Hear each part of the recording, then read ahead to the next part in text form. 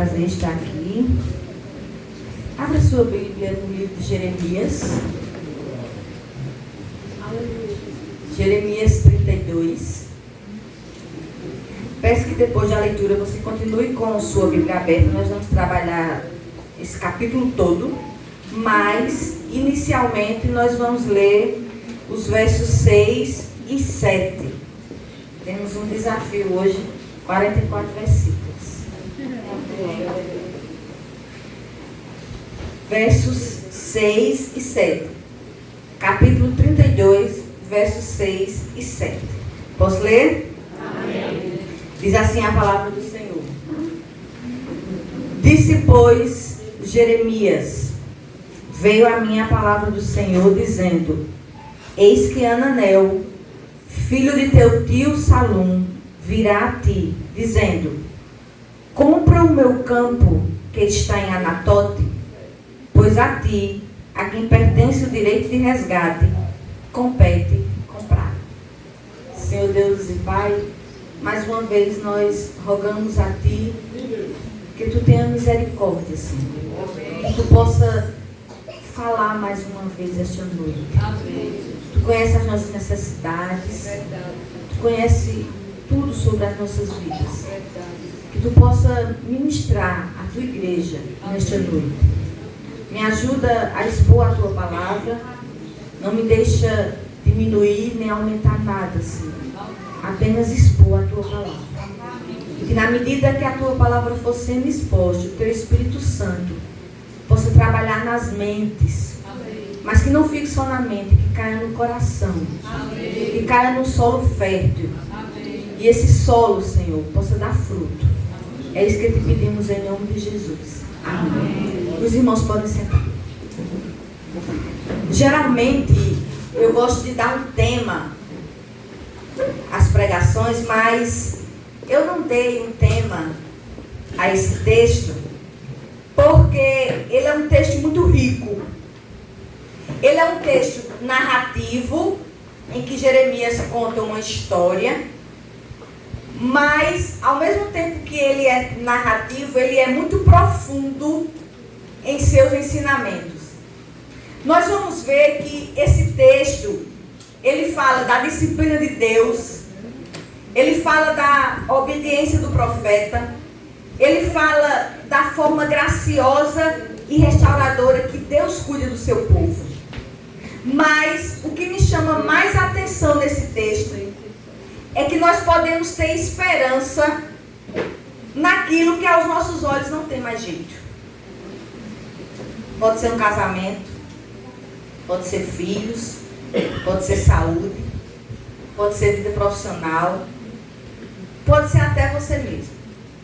Eu não sei qual é o teu campo de Anatote, mas Deus vai nos dizer esta noite: compre, obedeça, Ele sabe o que faz. Amém? Para que a gente entenda o texto, a gente precisa entender o contexto do texto, tá? Para que a gente entenda esses dois versículos que nós lemos, nós precisamos entender o contexto. Eu dividi esse texto em 4 partes: a situação de Jeremias, o pedido de Deus, o questionamento de Jeremias e a resposta de Deus. Vamos à primeira parte, a situação do profeta Jeremias. Vamos ler do verso 1 ao 5. Diz assim: palavra que veio a Jeremias da parte do Senhor, no ano 10º de Zedequias, rei de Judá, ou 18º de Nabucodonosor. Ora, nesse tempo, o exército do rei da Babilônia cercava Jerusalém. Jeremias, o profeta, estava encarcerado no pátio da guarda que estava na casa do rei de Judá. Pois Zedequias, rei de Judá, não se livraria das mãos dos caldeus, mas infalivelmente seria entregue nas mãos do rei da Babilônia. E com ele falaria boca a boca e o veria face a face. E que ele levaria Zedequias para a Babilônia, onde estaria até que o Senhor se lembrasse dele, como este disse: e ainda que pelejasses contra os caldeus, não serias bem sucedidos. Vamos entender aqui essa primeira parte, a situação de Jeremias. Como estava Jeremias? O verso de 1 ao 5 vai nos dizer que Jeremias, irmãos, Jeremias profetizou o cativeiro de Israel, mas Jeremias também presenciou o cativeiro. E esses 5 versos vão nos dizer que nesse momento que nós lemos, quem reinava era o rei Zedequias. O ano era 588 a 587 antes de Cristo. Alguns comentaristas vão dizer que foi 620 antes de Cristo. O rei Zedequias, ele foi o último rei de Israel antes do cativeiro. Significa que o cativeiro estava às portas, não tinha como escapar. Você não precisa abrir, mas Jeremias 39:1 vai nos dizer que Jerusalém estava cercada, ela foi cercada no ano 9 de Zedequias. Ou seja, fazia um ano que Jerusalém estava cercada. E o cerco era uma arma poderosa nesse tempo, porque se Jerusalém era cercada, e os inimigos cercaram Jerusalém, significa dizer que há um ano ninguém entrava e ninguém saía. Há um ano que alimento não entrava. Porque uma cidade cercada, nada entra, nada sai. Então, há um ano, Jerusalém estava cercada. E aonde estava Jeremias? Os versos nos disseram que ele estava preso no pátio da guarda, uma área no palácio onde não era uma prisão propriamente dita. Ele poderia receber visitas.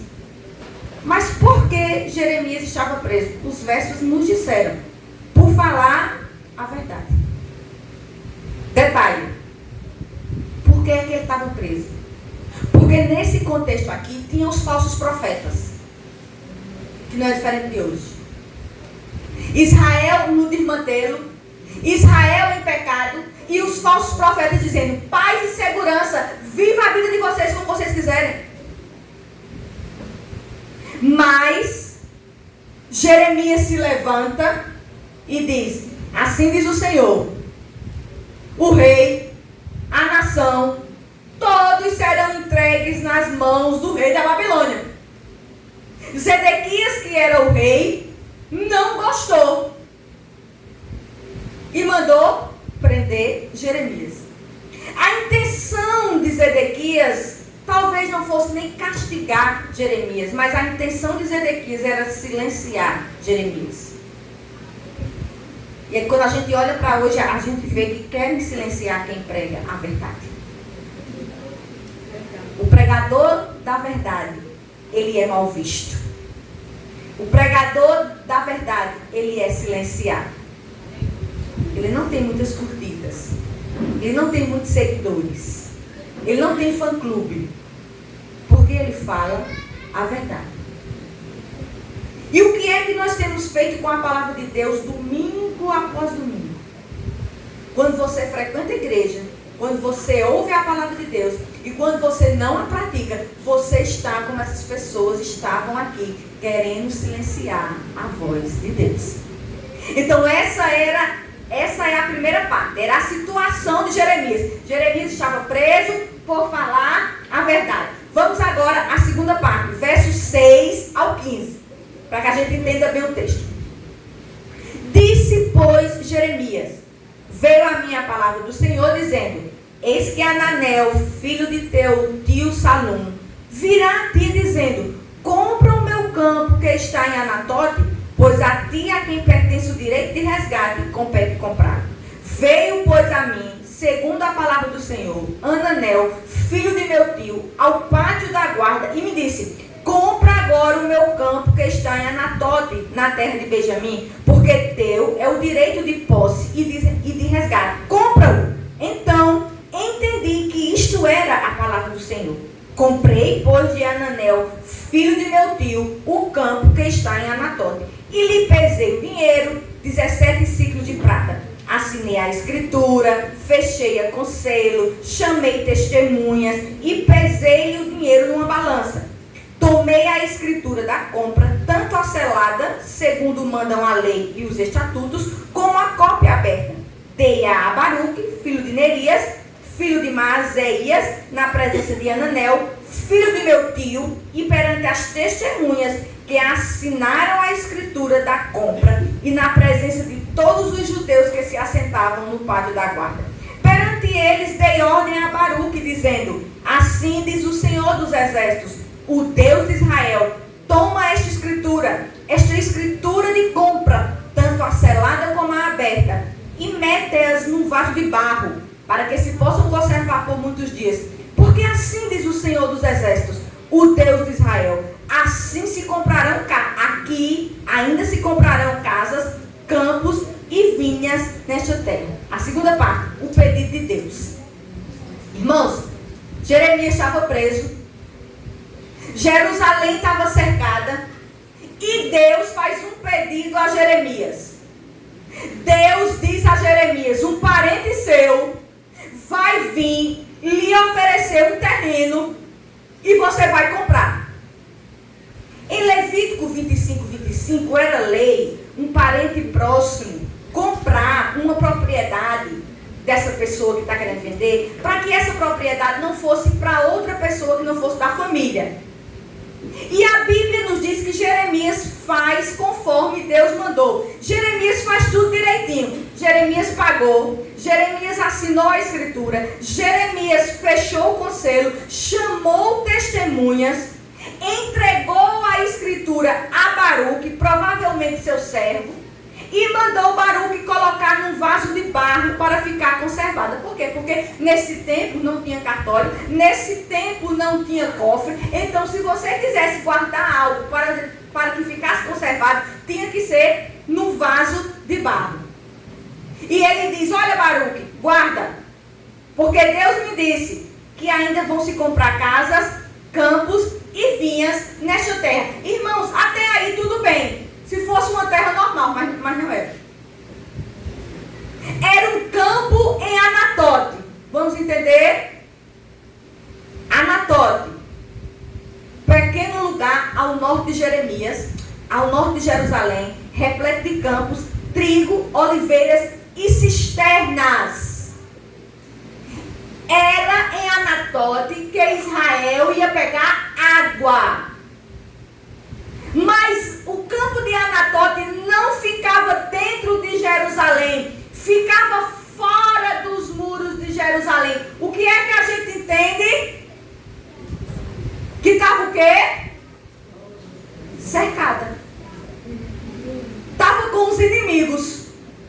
O campo de Anatote estava tomada pelos babilônios, o maior e temível exército da época. Aí, irmãos, nesse contexto, Deus diz: Jeremias, pega aquele dinheiro da poupança, aquele dinheiro que tu guardou a vida inteira para a tua aposentadoria. Lembrando que Jeremias era profeta de verdade, então ele não era rico.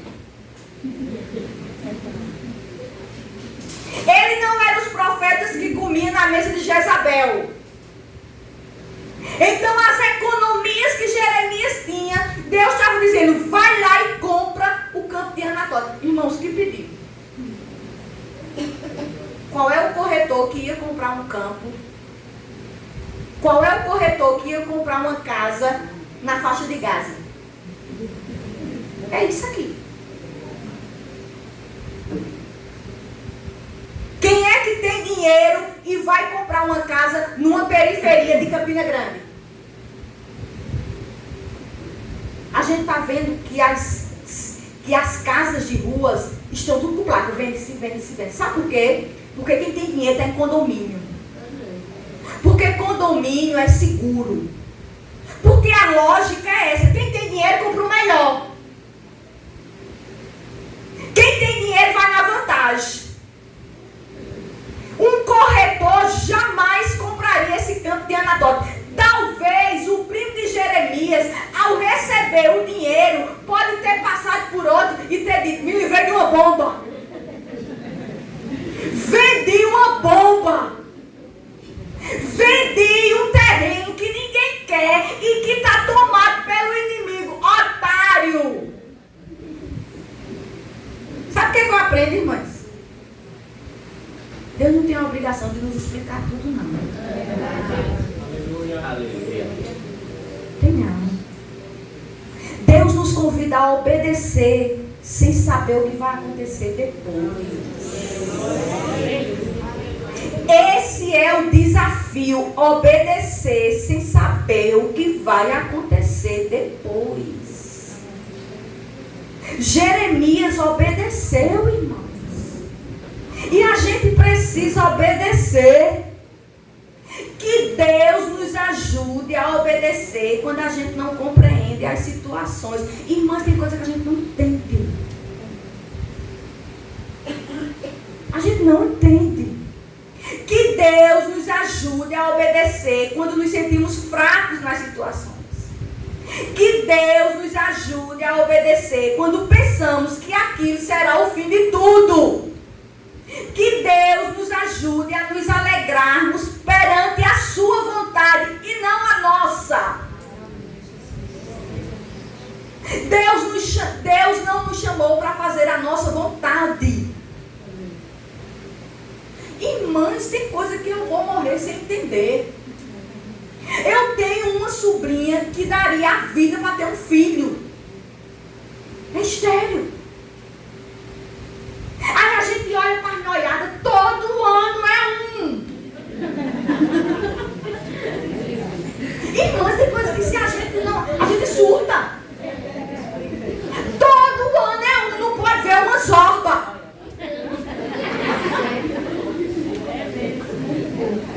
E gente com estrutura familiar, com estrutura financeira, temente a Deus, louca para ter um bebê e não tem.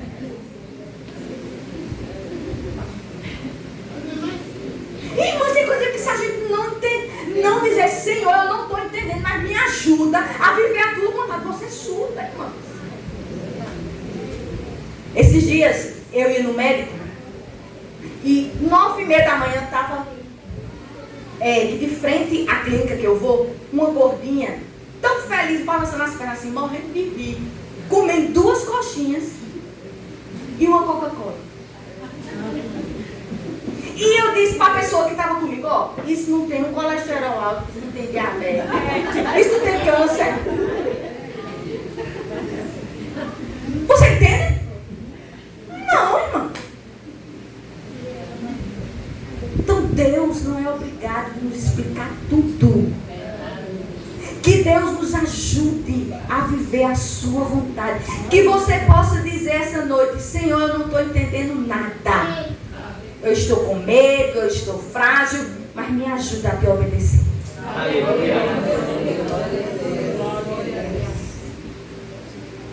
Eu conheço pessoas que tomaram 16 quimioterapias com uma santa na mão. Botou a touca para não cair o cabelo e o cabelo não caiu.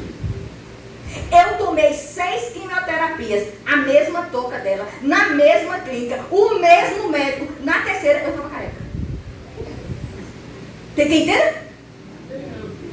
Ela lá passando na mão. Aí nas suas clínicas você diz, mas Jesus, essa abençoada está aí com Maria na mão e os cabelos dela não caiu. E o meu caiu.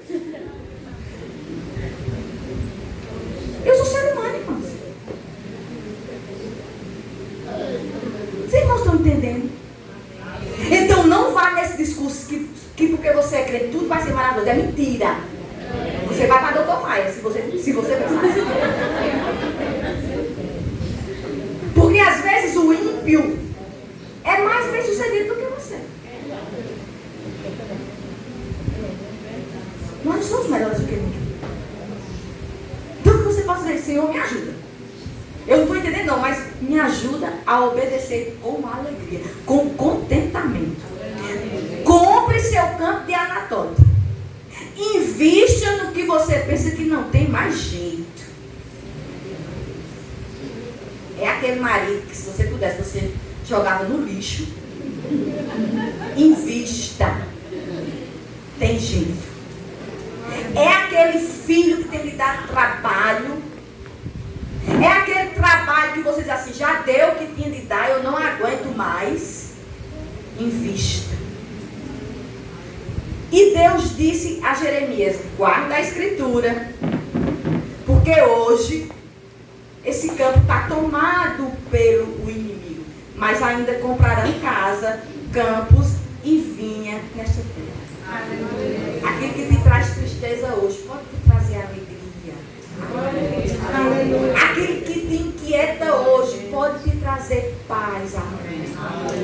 Aquilo que te traz desconforto hoje pode trazer segurança amanhã. Terceira parte, do 16 ao 25. Eu vou lendo por partes essa, porque como é grande, é o questionamento de Jeremias. Irmãos, lembra que eu falei aqui que Jeremias fez tudo direitinho? Pegou o dinheiro, comprou, fez a escritura, chamou as testemunhas e guardou as escrituras. Se Jeremias tivesse ficado até aqui, esse capítulo, Jeremias não era como eu e você. Jeremias seria um super crente. Porque ele fez tudo tão direitinho, ele obedeceu. Mas nós vamos ver aqui que a partir do verso 16 acontece algo interessante. Jeremias obedece. Mas dos versos 16 ao 25, Jeremias agora pergunta a Deus o porquê. Verso 16. Depois que dei a escritura da compra a Baruque, filho de Nerias, o que foi que Jeremias fez? Jeremias foi conversar com Deus. Irmãos, nas nossas dúvidas, nós precisamos orar mais. Salmo 3,4 diz: com a minha voz clamo ao Senhor, e Ele do seu santo monte me responde. Salmo 34, 4, 6. Clamei ao Senhor em meu desespero, e Ele me ouviu, livrou-me de todas as minhas angústias. Não é pecado a gente perguntar a Deus: Senhor, para quê?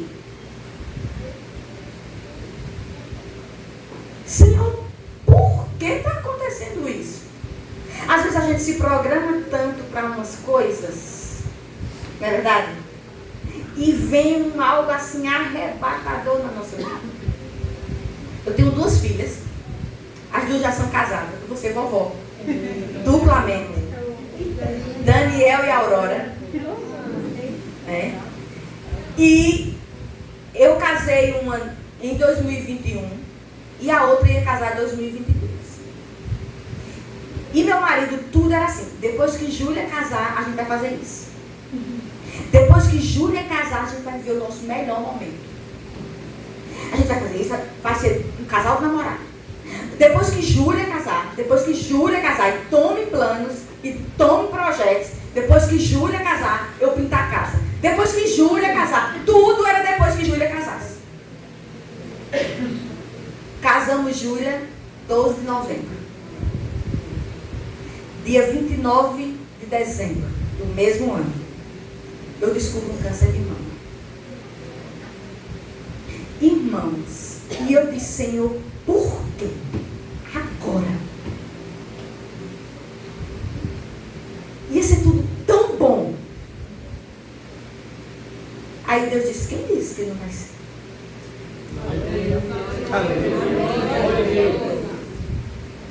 Deus nos ensina que a gente nele vive o melhor no pior. Vocês estão me entendendo? Porque eu descobri um marido que sempre foi bom, mas é excepcional.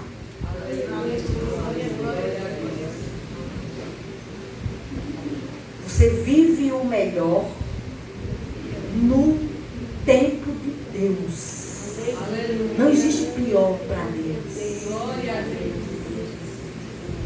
E Jeremias perguntou, porque Jeremias era ser humano. E a forma aqui foi a oração.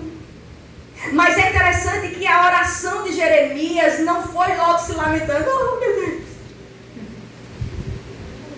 Ele começa exaltando ao Senhor. 17 ao 19. Ah, Senhor Deus, Eis que fizeste os céus e a terra com o teu grande poder e com o teu braço estendido. Coisa alguma te é demasiadamente maravilhosa.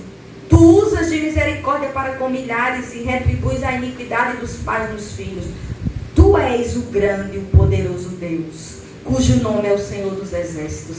Grande em conselho e magnífico em obras, porque os teus olhos estão abertos sobre todos os caminhos dos filhos dos homens, para dar a cada um segundo o seu proceder, segundo o fruto das suas obras. Jeremias começa dizendo: Senhor, eu sei que tu és o Criador de todas as coisas.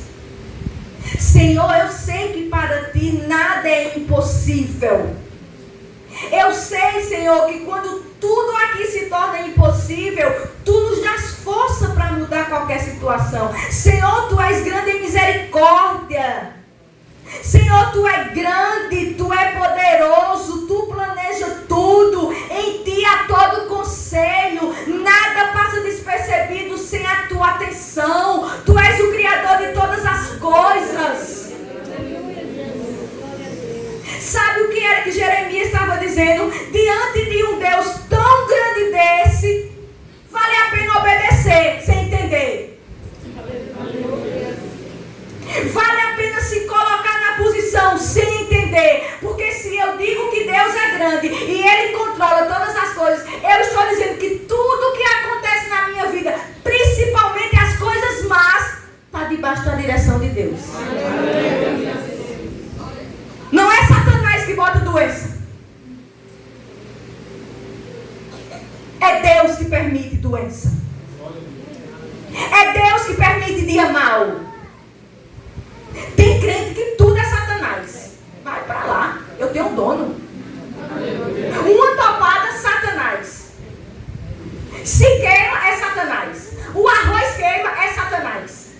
O carro quebra, é Satanás. E o Deus que você serve está onde? Ele não controla tudo? Ele controla tudo.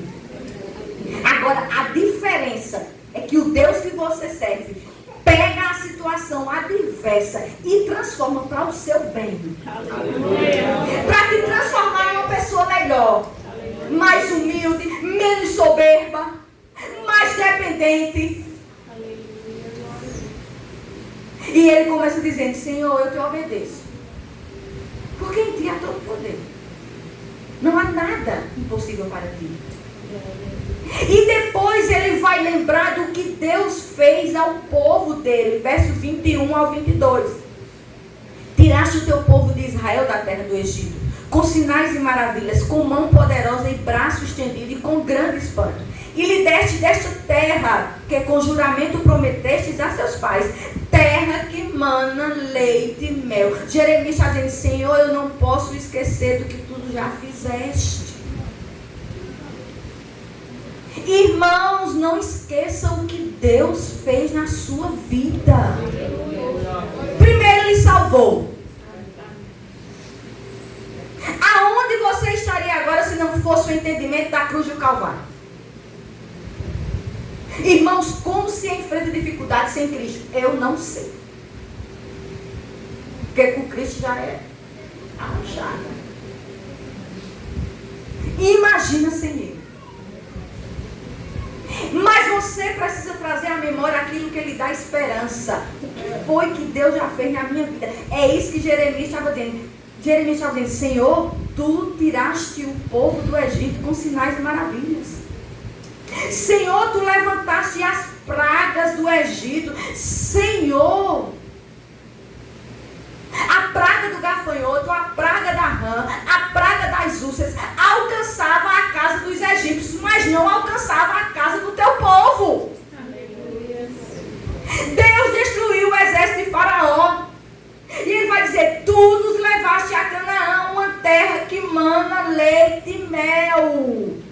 As promessas feitas no antepassado foram cumpridas. Jeremias estava dizendo a Deus que não esqueceu dos seus feitos e que era grato por tudo que Deus tinha feito por eles. Seja grato por tudo que Deus já fez na sua vida. Houve perdas, houve, mas você está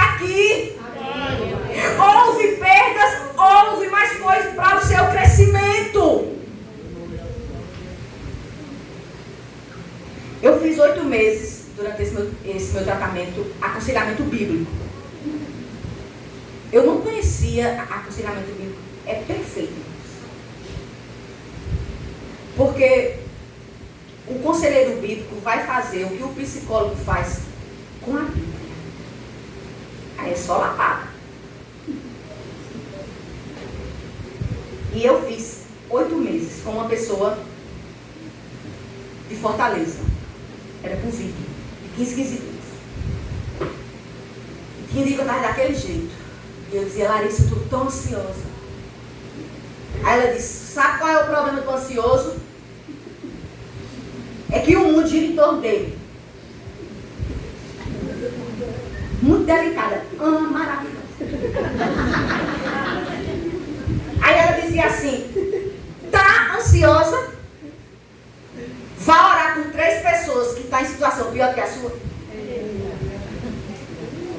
Mas, irmã, quando passa? Por quê? Porque você esquece de você. Aí eu tomo. Aí eu disse, caralho, deixa eu perguntar pior que eu aqui. Tem gente pior que você.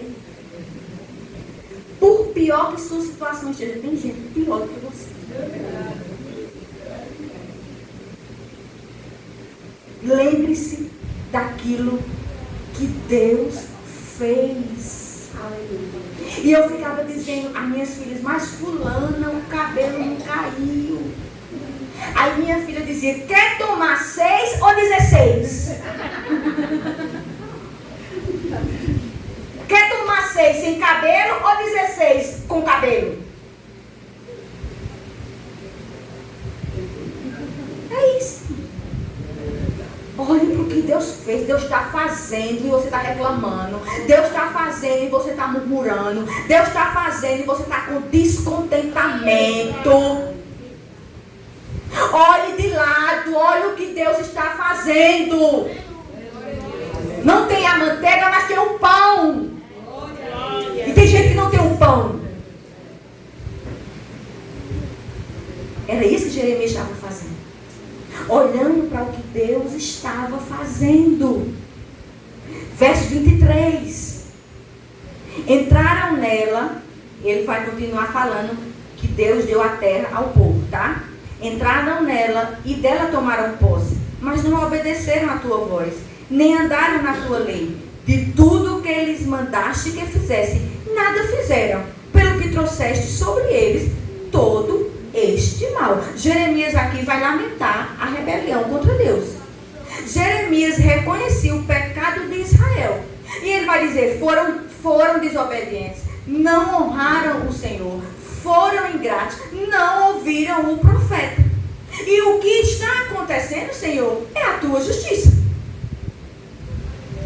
E o verso 24 e 25, Jeremias vai acabar com uma oração, desejando conhecer melhor a vontade de Deus. 24 e 25.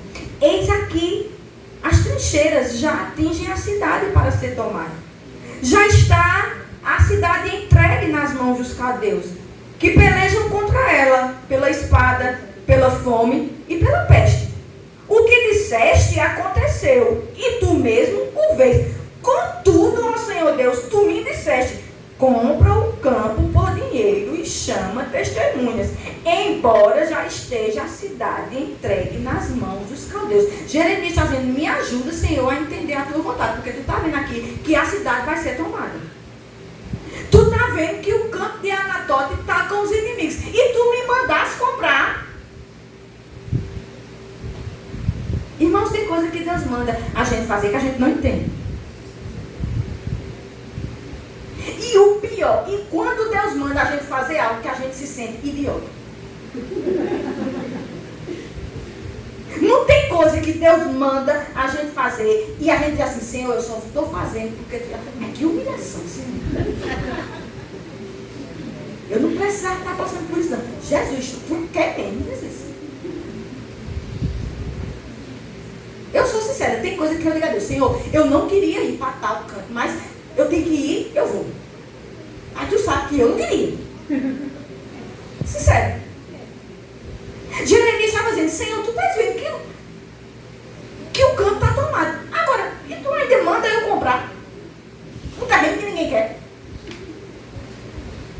Me ajuda a entender a tua vontade. Aí, um puritano vai dizer assim: nunca devemos discutir os estatutos e os juízos divinos, mas podemos perguntar o que eles significam, Senhor. Salmos 119, 27. Faz-me discernir o propósito dos teus preceitos. Então meditarei nas tuas maravilhas. Que você possa nessa noite dizer ao Senhor: Senhor, tu estás vendo uma situação. Abre meus olhos para que eu enxergue além disso tudo. A quarta e última parte, a resposta de Deus. A gente viu agora a situação do profeta, não foi? A obediência do profeta,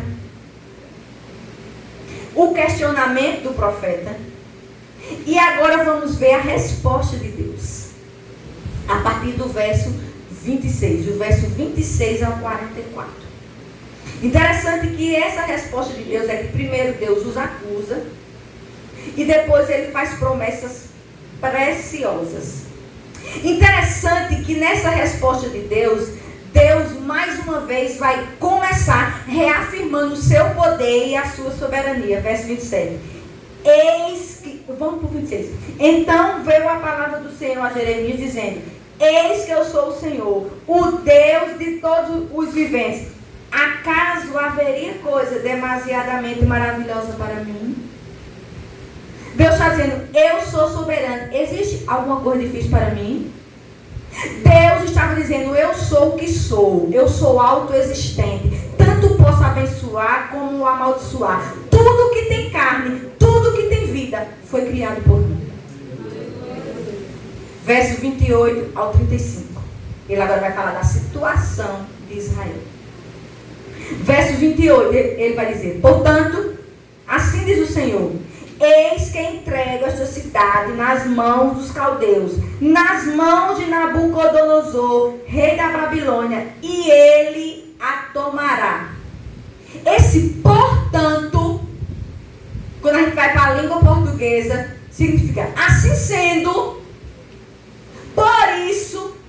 Deus estava dizendo: por eu ser o Criador de todas as coisas e por eu ser soberano, Ele está dizendo que foi Satanás que entregou eles? Ele está dizendo que quem era que ia entregar o povo de Deus nas mãos dos caldeus? Ele. É Ele que permite. Embora os vizinhos de Israel no cativeiro dissessem: agora se acaba, Deus no mesmo Jeremias vai dizer: só eu sei os pensamentos que eu tenho a vosso respeito. São pensamentos de paz e não de morte. Porque dia mau vem para crente, para aperfeiçoar a crente. Dia mau vem para crente em que no nosso popular se acordar para Jesus.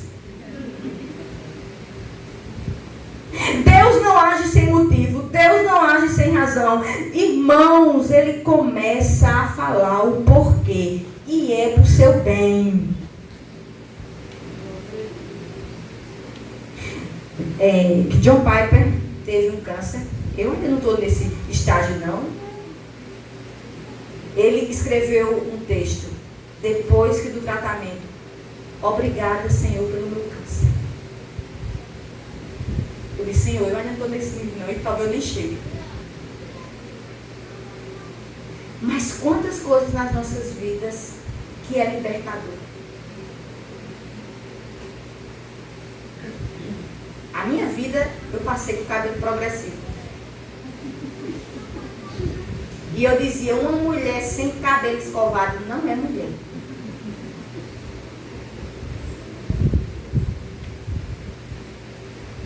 Aí Deus disse: eu vou te mostrar. Não precisava ser tanto, né? É isso, irmão. É isso. São essas coisas. Existe um porquê. Para o nosso bem. Para o nosso bem. E ele está dizendo, sou eu que entreguei. Versos 29 e 30. Ele vai dizer, os caldeus que pelejam contra esta cidade entrarão nela, porão fogo a esta cidade e queimarão as casas sobre cujos terraços queimaram incenso a Baal e ofereceram libações a outros deuses para me provocarem a ira. 30. Porque os filhos de Israel e os filhos de Judá não fizeram senão mal perante mim, desde a sua mocidade, porque os filhos de Israel não fizeram senão provocar minha ira com as obras das suas mãos, diz o Senhor. Ele disse aqui, ofereciam holocausto nos terraços. Esses holocaustos não eram a Deus, era a deuses estranhos, ou seja, Deus estava dizendo, à vista de todos. Porque isso era uma prática dos jebuseus. Sabe o que é que Deus estava dizendo? Israel estava pecando e estava tão sem vergonha na cara que estava pecando para todo mundo ver. Nem escondendo estava mais, estava pecando no terraço. Quem passava dizia, meu Deus, esse homem é de Israel e está oferecendo holocausto a deuses estranhos. A igreja do século XXI tem pecado escancaradamente.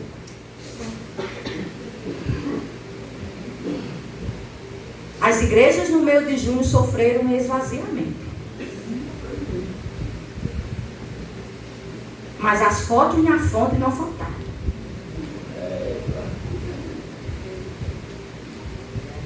Os meninos vestidos de roupa de quadrilha na festa da colheita. Deixa eu te dizer aqui uma coisa. Tem algum agricultor aqui? Porque festa na colheita na Bíblia era o povo de Israel que plantava e quando vinha a plantação, oferecia a Deus. Você é agricultor?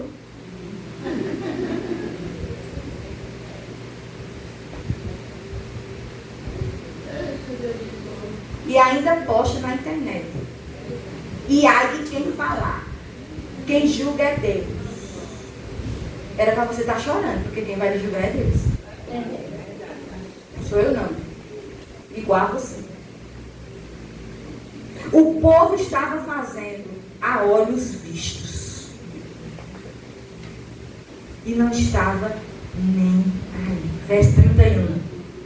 Porque para minha ira e para meu furor me tem sido esta cidade, desde o dia em que a edificaram e até o dia de hoje, para que eu a removesse da minha presença. Deus estava dizendo, o pecado desse povo não é de agora.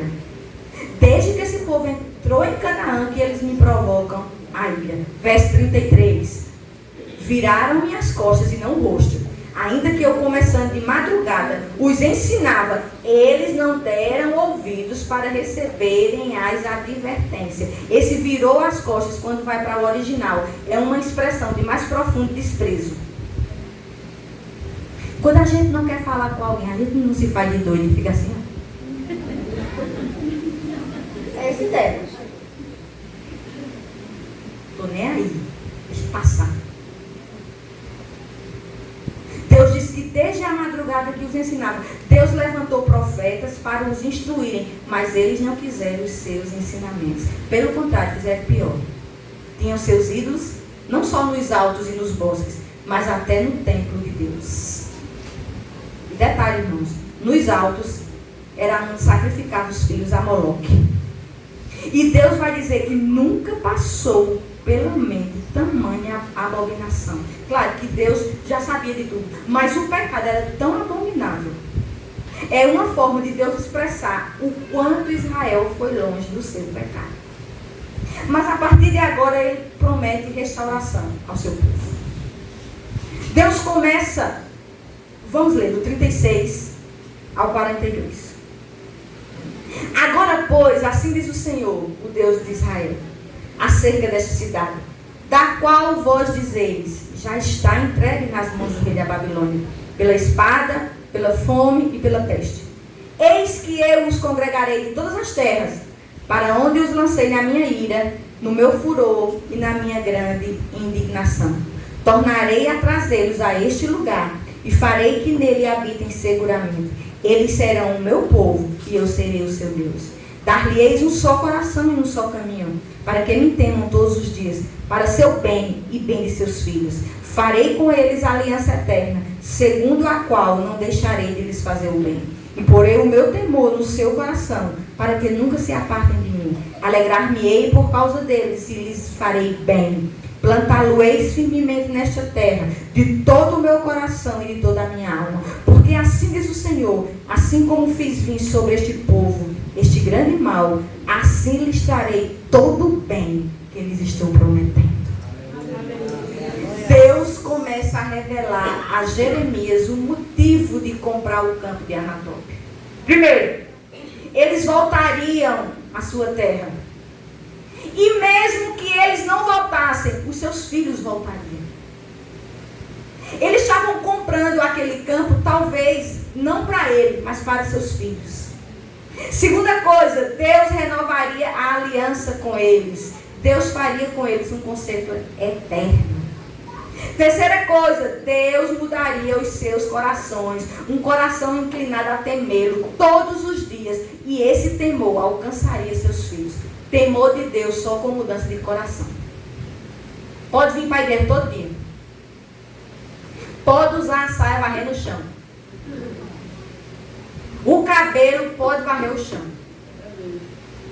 O terno pode usar meio-dia o sol escaldante. Sem temor no coração, nada adianta. E esse temor vai alcançar os teus filhos. Deus vai dizer que eles seriam trabalhados por Deus, porque foram escolhidos para ser o seu povo. Do mesmo jeito que Deus foi fiel para cumprir o castigo, Ele também era fiel para cumprir as promessas de restauração. Verso 43 a 44. Comprar-se-ão campos nesta terra, da qual vós dizeis, está deserta, sem homens nem animais, está entregue nas mãos dos caldeus. Comprarão campos por dinheiro e lavrarão as escrituras e as fecharão com selos e chamarão testemunhas na terra de Benjamim, nos contornos de Jerusalém, nas cidades de Judá, nas cidades da região montanhosa, nas cidades das planícies e nas cidades do sul, porque eles restaurarei a sorte, diz o Senhor. Amém. Glória a Deus. Deus está dizendo, como prova da minha fidelidade. Deus estava reforçando que Jeremias poderia descansar na compra do campo de Anatote. Irmãos, a gente sabe que tudo isso foi cumprido em Cristo. Porque Jeremias 33:15 vai dizer assim: naqueles dias e naquele tempo farei brotar a Davi um renovo de justiça. E o nosso renovo de justiça foi Cristo. Nós éramos o campo de Anatote. Nós estávamos cercados e entregues aos inimigos. Nós éramos uma terra improdutiva. Ninguém dava nada por nós. Talvez você fosse o pior da sua família. Daquele que o povo olha e diz, essa daí, esse daí, não investe não. Mas Deus nos compra através do seu Filho Jesus Cristo. Através de Jesus Cristo, Deus renovou conosco a sua aliança. Nós somos povo de Deus. Deus mudou o nosso coração. Nós não temos mais um coração de pedra, nós temos um coração de carne. Deus sente prazer em cumprir as suas promessas em nós. O nosso futuro está nas mãos de Deus. Irmãos, esse mundo trabalha para que a gente viva em ansiedade. Para que a gente queira controlar o nosso futuro e a gente não controla. Você não tem noção do que é um pós-tratamento de câncer. Por quê? Porque de 6 em 6 meses você faz exame. Aí quer me matar. Chega a gente e diz, imagina, gente sem noção, né? Que existe muito. A irmã tá. A irmã terminou, tá curada, que bênção. E minha prima não morreu? eu pensava que estava boa e voltou. Oi. Ele mata. Aí você tem que correr para os pés de Jesus. Aí Jesus diz assim: descansa. Nosso futuro está na mão dele. Eu posso sair aqui e ser assaltada e levar um tiro. Morri. A semana passada, um casal que mora vizinho a uma conhecida minha foi passar férias em Fortaleza.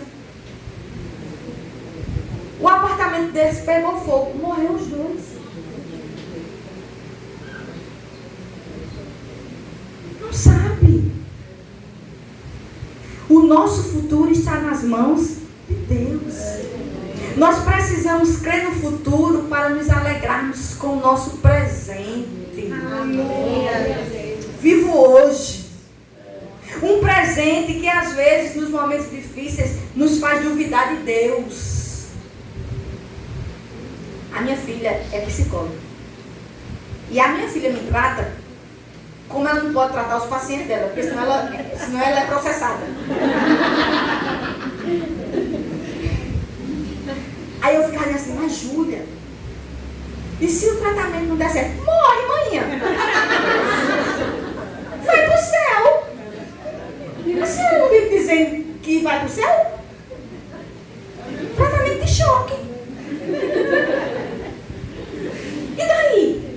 Vai sofrer pelo que não veio? Vai sofrer pelo que não aconteceu? Eu fiquei ela tudo limpada. Um presente que às vezes nos momentos difíceis nos faz duvidar de Deus. Um presente que nos leva a acumular coisas para este mundo.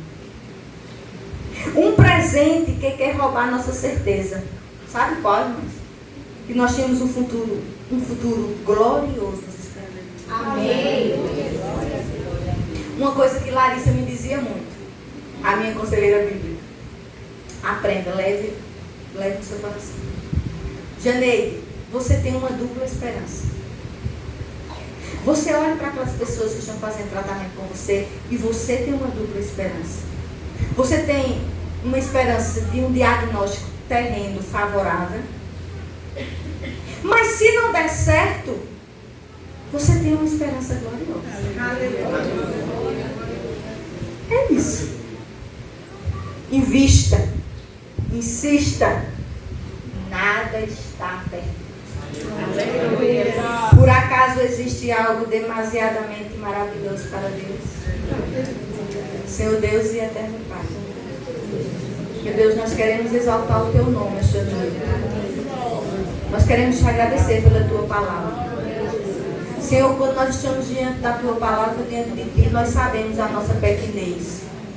Quando nós somos pequenos, quando nós somos frágeis, o quanto nós necessitamos da atuação do Teu Espírito nas nossas vidas. Nos ajuda a confiar em Ti. Nos ajuda a investir naquilo que as circunstâncias dizem a nós: não tem mais jeito. Nos ajuda a nos apegarmos a Ti naquelas horas em que nos falta o chão, em que nos falta a alegria, o ânimo. Nós te pedimos nesta noite: Tu és o Deus que restaura todas as coisas. Restaura casamento esta noite. Restaura filhos esta noite. Restaura vida espiritual esta noite. Restaura vida emocional esta noite. Faz nova todas as coisas. É isso que te pedimos em nome de Jesus. Amém.